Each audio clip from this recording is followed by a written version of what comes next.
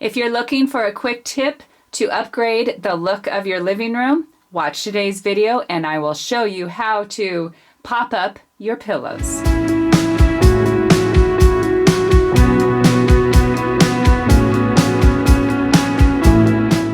One of my favorite things is finding pillows at the thrift store and recovering them. In fact, this one pillow, this will be the third time that I have covered it because fabric only takes about a half a yard usually for a pillow, and you can totally transform the look of your pillow. So this video is going to be how to make a basic square pillow, but I'm going to show you just a couple things you might want to know to make it simple for you.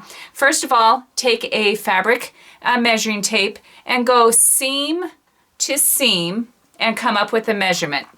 This one is 16 inches in one direction. Make sure you measure both directions. This one is 16 inches as well. Now you cut your fabric 1 inch bigger than that measurement. I like using a rotary cutter and a quilting mat, so if you have that available, it works real well. I kind of straighten up the one side. My pillow was 16, so I'm going to measure over 17. This one was square, so we go 17 in the other direction as well.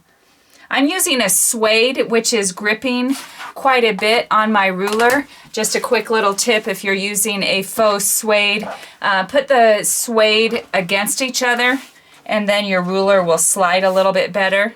Square up that side. And on a rotary cutter, every single time I get done cutting, make a habit and close your blade. Too many stories of it falling off and cutting you on the top of the foot, and we don't want that to happen. So I'm going 17. Now this is already laying right sides together. If you didn't flip it, at this point put right sides together. Put your pretty sides together and match up your edges. And just take straight pins and pin in each corner and at least one on each side, sometimes two, depending on how big your pillow is.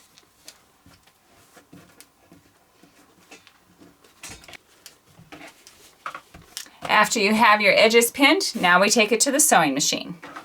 Most sewing machines will have measurements on the plate. If not, you're going to need to measure out 1/2 inch. And that is where we're going to make a seam all the way around 1/2 inch. So to start with, move down one side and start roughly 3 to 4 inches from the corner, lining up your edge with the 1/2 inch mark. So line up your fabric with a 1/2 inch, but you're about 3 to 4 inches from this corner is where we're going to start. Behind this, behind where we're stitching is going to be left open, and that's where we're going to insert the pillow. So you'll want to do a hefty back stitch at this point. When you get to a corner, I always remove pins. I don't like sewing over the pins. Go straight on out and back stitch at the corner.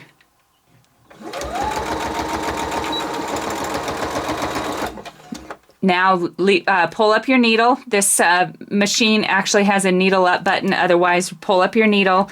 Don't cut your thread. Turn and line it up again with the 1/2 inch mark for your stitching and back stitch to the edge of the fabric.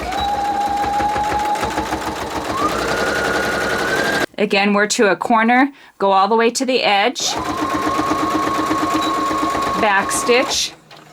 Pull up your needle, turn your fabric, line it up at the 1/2 inch mark, back stitch to the edge, and now you'll sew and repeat that on the next two corners. Okay, this is the last side. This is where we began, and as I said, this will be an opening to insert the pillow. So we're going to go this direction only 3 inches or so, back stitching hefty at the end.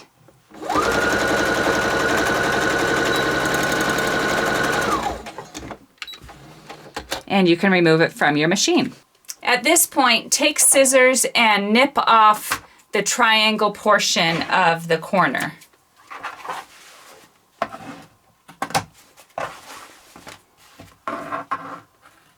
Turn your pillow inside out. First step is just to use your finger to push out the fabric on each of the 4 corners.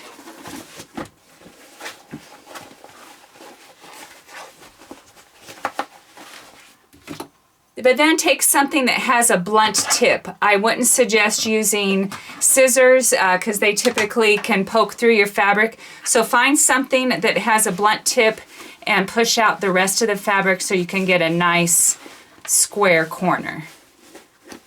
Now we're ready to put the pillow in. Sometimes you have to wrestle with this a little bit depending how much foam is in here, and I purposely picked one that was really thick so you could see what you need to do. So fold your pillow in half-ish and just start working it.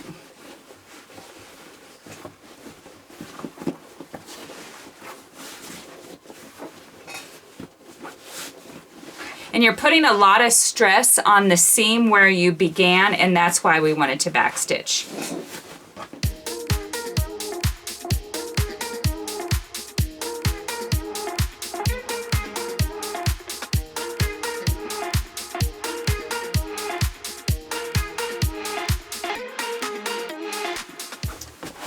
Okay, we're getting close. You can leave that opening wider. I just like giving a nice distance to make a square corner. But if you're struggling, go ahead and you can make that opening a little wider to get your pillow in.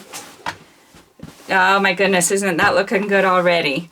So then at this point, take pins and you're going to fold the opening into each other at roughly a 1/2 inch.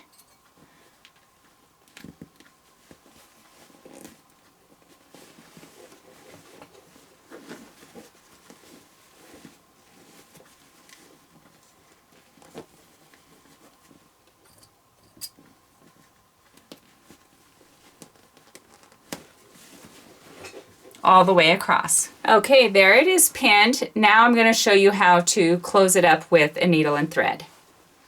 So at this point, you just take your needle and you're going to stick it in underneath so that we can hide the knot and pull it up in between. And now you do everything you can to close up your hole without them seeing your thread. Now run your needle into underneath the fabric about a 1/4 inch down. Come up again and make a little stitch across to the other side.